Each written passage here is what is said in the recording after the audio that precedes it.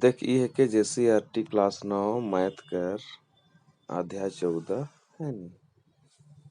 तो अध्याय 14 यानी प्रश्नावली हम लोग देखेंगे पहला 14.1 जेसीईआरटी बोर्ड एनसीईआरटी बोर्ड लगभग एक है नी। देख तो 14.1 सांख्यिकी कर, ठीक है। पहला सवाल है उन आंकड़ों के 5 उदाहरण दीजिए जिन्हें आप अपने दैनिक जीवन से एकत्रित कर सकते हैं।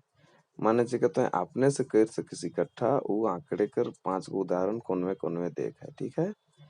तो मान ले कोनवे उदाहरण तो हो सकल तो आपने से भी जे 5 गो एखन देमु ओहे कोई जरूरी ना है, ठीक है।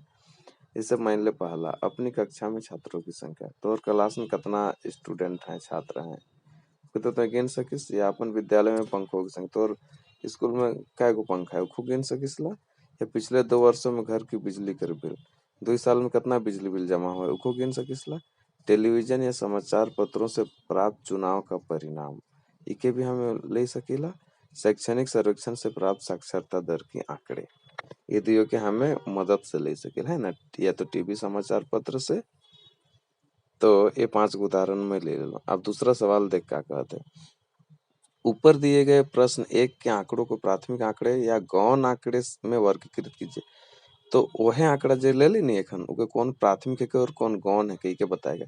तो प्राथमिक के कहन जब अन्वेषक स्वयं अपने दिमाग से एक निश्चित उद्देश्य रखकर सूचनाओं को एकत्रित करता है तब इस प्रकार के एकत्रित किए गए आंकड़ों को प्राथमिक आंकड़े कहा जाता है, ठीक है। और गौण आंकड़े कहते हैं जहाँ किसी स्रोत से किसी सूचनाएं पहले से ही एकत्रित है वैसे आंकड़े को हम लोग गौण आंकड़े कहेंगे। जैसे देख अपनी कक्षा में छात्रों की संख्या तो इके तो हमें खुद ही इकट्ठा कर रही नहीं, तो यही गलत प्राथमिक आंकड़े। अब दूसरा है अपने विद्यालय में पंखों की संख्या इके भी हमें खुद गिन सके तो ये भी प्राथमिक आंकड़े। तीसरा है देख पिछले 2 वर्षों के घर की बिजली के बिल के खुदे हमें इकट्ठा कर सके तो प्राथमिक आंकड़े। अब देख चौथा में टेलीविजन या समाचार पत्रों से प्राप्त चुनाव के परिणाम इके तो हमें अपने से नहीं करे पा या तो टीवी या समाचार पत्र से, तो ये गौण आंकड़े ही गलत।